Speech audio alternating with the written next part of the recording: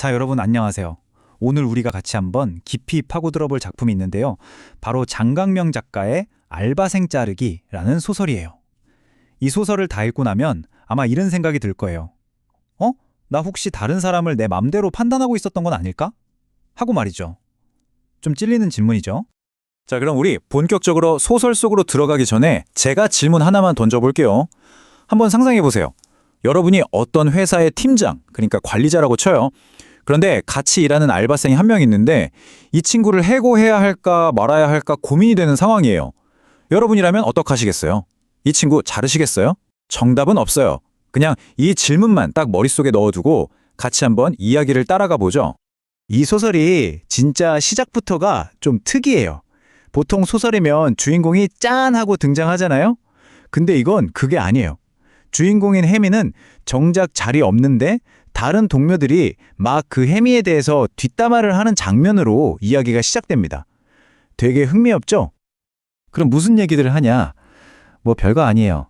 혜미, 걔네 회식 전달 빠지잖아. 일 끝나면 칼같이 퇴근하고 한마디로 좀 어울리지를 못한다는 거죠.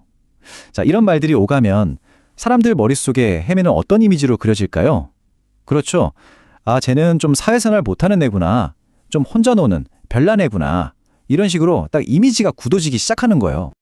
바로 이 지점이 이 소설에서 우리가 정말 눈여겨봐야 할 부분이에요. 그냥 몇 번 회식 안 오고 칼퇴점한 거, 이런 단편적인 모습들 몇 개가 모여서 사회성 부족이라는 어마어마한 딱지가 딱 붙어버리는 거죠. 이거 진짜 무서운 거 아니에요? 이렇게 딱지가 한번 붙고 나니까 그 다음부터 혜미의 다른 모습은 아무도 보려고 하질 않아요. 그냥 쟤는 원래 저런 애가 되어버린 거죠. 그리고 여기서 이 소설의 아주 중요한 핵심적인 장치가 등장하는데요. 그게 뭐냐면 이 모든 이야기가 누구의 눈을 통해 보이냐는 거예요. 바로 혜미의 직속 상사인 은영이라는 사람의 시점에서만 이야기가 쭉 진행된다는 거죠. 그러니까 당연히 은영도 동료들이 하는 뒷담화를 다 들었을 거 아니에요? 그 영향을 받을 수밖에 없겠죠. 그러니까 은영이 혜미를 볼 때는요, 그냥 직원 혜미를 보는 게 아니에요. 뭐랄까, 사회성 부족이라는 색안경을 딱 끼고 보는 거죠. 일종의 편견, 고정관념이라는 필터를 통해서요. 그러니까 혜미가 자리에 앉아있으면 아휴, 쟤 또 일은 안 하고 뮤지컬이나 일본 여행 같은 거 검색하고 있겠지. 이렇게 그냥 자기 마음대로 생각해버리는 거예요. 이런 부정적인 분위기는 힘이 있는 사람, 즉 사장이 나타나면서 더 심해져요.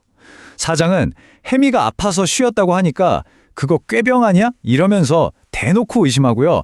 심지어 내가 돈 줄 테니까 걔 그냥 잘라버리자, 이런 식으로 말해요. 와, 사람의 일자리를 무슨 물건 취급하듯이 말이죠. 자, 한번 보세요. 혜미라는 사람 주위로 부정적인 이미지가 어떻게 벽돌처럼 차곡차곡 쌓여가는지를요. 맨 처음에 동료들이 뒷담화로 벽돌 한 장을 놓죠. 그 위에 은영이 자기 편견이라는 벽돌을 또 한 장 올려요. 사장은 해고해 라면서 압박의 벽돌을 놓고, 심지어 혜미 얼굴 한번 본 적 없는 은영 남편까지 요즘 애들은 다 그래라면서 일반화의 벽돌을 딱 놓아버립니다. 이렇게 해서 이상한 애 혜미라는 벽이 완성되는 거예요. 이렇게 안 좋은 이미지가 쌓여가다가 그걸 완전히 시멘트처럼 굳혀버리는 결정적인 사건이 하나 빵 터집니다. 그게 바로 여의도공원 사건인데요. 회사에서 직원들한테 돌아가면서 시위에 참여하라고 시킨 거예요. 근데 혜미가 뭐라고 하냐면 저 여의도공원이 어딘지 몰라서 못 가겠는데요? 이렇게 대답을 해요. 아니, 서울 살면서 여의도공원을 모른다는 게 말이 좀 안 되잖아요? 이 말을 듣는 순간 은영 머릿속에는 아, 쟤는 진짜 끝까지 비협조적이구나 하고 낙인이 그냥 쾅 찍혀버립니다. 결국 은영은 혜미를 자릅니다. 해고한 거죠. 보통 얘기 같으면 아, 그래서 잘렸구나 라고 여기서 끝나야 정상이잖아요. 근데 이 소설은 그게 아니에요. 오히려 이 해고가 진짜 이야기의 시작입니다. 이제부터 완전히 새로운 싸움이 시작되거든요. 자, 이 표를 한번 보세요. 해고를 두고 두 사람이 얼마나 다르게 생각하는지가 딱 보이죠? 은영은 이걸 완전 감정적인 문제, 인간적인 문제로 봐요. 아니, 내가 그래도 밥까지 사주면서 좋게 좋게 말해줬는데 어떻게 나한테 이럴 수가 있어? 서운한 폭발이죠. 한마디로 사람이 어떻게 이래, 이거예요. 근데 혜미는 어때요? 완전 달라요. 감정 싹 빼고 아주 냉정하게 법과 절차의 문제로 접근합니다. 이건 법적으로 따져야 할 문제입니다, 이거죠. 혜미가 뭘 요구하냐? 하나하나 뜯어보면 사실 틀린 말이 하나도 없어요. 첫째, 일했으니까 퇴직금 주세요. 둘째, 자르려면 정식으로 해고 통보서 주세요. 셋째, 회사에서 안 들어주었던 4대 보험 문제 해결해 주세요. 어때요? 법적으로 보면 이건 뭐 너무나 당연한 권리들이죠? 하지만 이미 색안경을 낀 은영의 눈에는 이게 정당한 권리 주장으로 보일까요? 아니죠. 오히려 내가 너한테 어떻게 했는데 이건 배신이야? 이렇게 느끼는 거예요. 그래서 속으로 이런 생각까지 합니다. 옛말 틀린 거 하나 없더더니 검은 머리 짐승은 거두는 게 아니랬어. 이 말이 무슨 뜻인지 알죠? 사람한테 잘해줘봤자 소용없다. 은혜를 원수로 갚는다는 뜻이잖아요. 혜미를 거의 짐승 취급하는 거죠. 자, 솔직히 여기까지 이야기를 듣다 보면 여러분도 아마 은영 입장에 좀 더 마음이 가지 않았나요? 계속 은영 시점에서만 이야기를 봤으니까요. 아, 저 알바생 진짜 답답하다. 너무하네. 이렇게 생각했을 수도 있어요. 저라도 그랬을 거예요. 그런데 이 소설의 마지막 딱 한 페이지가 우리가 지금까지 단단하게 쌓아올렸던 이 모든 생각을 와르르 무너뜨려 버립니다. 진짜 엄청난 반전이 기다리고 있어요. 바로 이거예요. 이게 이 소설의 진짜 무서운 점이자 핵심입니다. 우리가 지금까지 이게 사실이겠지라고 믿었던 모든 것들, 혜미에 대한 모든 판단이 사실은 객관적인 진실이 아니었다는 거예요. 전부 은영이라는 사람의 아주 주관적이고 편향된 시선이라는 필터를 한번 거쳐서 나온 굴절된 이야기였던 거죠. 이런 걸 문학 용어로는 초점화자라고 불러요. 말이 좀 어렵죠? 쉽게 말해서 작가가 딱 한 명한테만 쥐어준 거예요. 이 소설에서는 은영이라는 사람한테요. 그래서 우리는 오직 은영이가 보는 것만 볼 수 있고 은영이가 느끼는 감정만 느낄 수 있었던 거죠. 그러니 우리도 모르게 은영이 편이 될 수밖에 없었던 거예요. 작가가 아주 영야의 함정을 파놓은 거죠. 그러다가 소설이 거의 끝날 때쯤 마지막 페이지에서 작가가 어떻게 하냐면요. 지금까지 은영이만 비추던 그 카메라를 갑자기 휙 돌려서 단 한 번 아주 짧게 혜미의 진짜 모습을 비춰줍니다. 그때 우리는 처음으로 혜미의 세상을 보게 되는 거죠. 그리고 그 짧은 장면에서 우리는 모든 진실을 알게 돼요. 그동안 혜미가 왜 그렇게 행동했는지 말하지 않았던 이야기들이 쏟아져 나옵니다. 혜미는요, 사실은 어마어마한 학자금 대출비 때문에 매일 독촉에 시달리고 있었어요. 아프다고 했던 발목은 꾀병이 아니었어요. 정말 수술을 해야만 하는 심각한 부상이었죠. 그리고 그토록 악착같이 받아내려고 했던 퇴직금은 사실 그 수술비를 마련하기 위한 마지막 희망, 마지막 절규였던 거예요.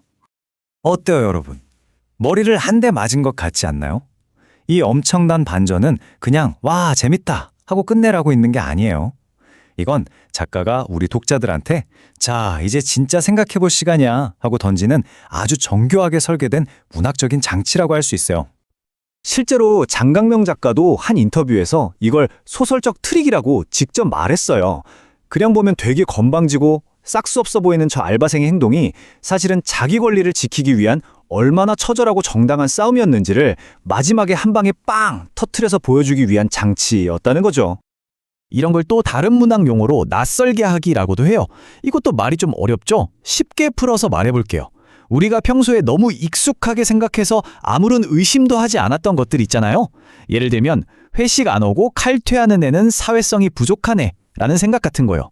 이런 익숙한 생각들을 마지막에 시점을 확 바꿔주는 충격을 통해서 완전히 낯설게 만들어버리는 거예요. 이게 당연한 게 아니었네? 하고요. 그러면서 우리가 평소에는 절대 보지 못했던 새로운 진실을 딱 보게 만드는 거죠. 결국 이 소설은 책을 덮은 우리에게 좀 불편하지만 정말 중요한 질문들을 던집니다. 첫째, 우리는 다른 사람에 대해 얼마나 안다고 생각하면서 쉽게 판단하고 있을까? 둘째, 왜 어떤 사람의 정당한 권리 주장은 건방지다, 되바라졌다는 말로 쉽게 묵살되는 걸까? 그리고 마지막으로 지금 우리 주변에 혜미처럼 자기 사정을 말하지 못하고 있는 들리지 않는 목소리는 없을까? 그 목소리의 주인은 누구일까? 자, 이제 모든 이야기를 알게 된 여러분에게 제가 맨 처음에 던졌던 질문으로 돌아가 볼게요. 근데 질문을 좀 바꿀게요. 해고하시겠습니까?가 아니라 이제 여러분 마음속에 혜미는 어떤 사람으로 남아있나요?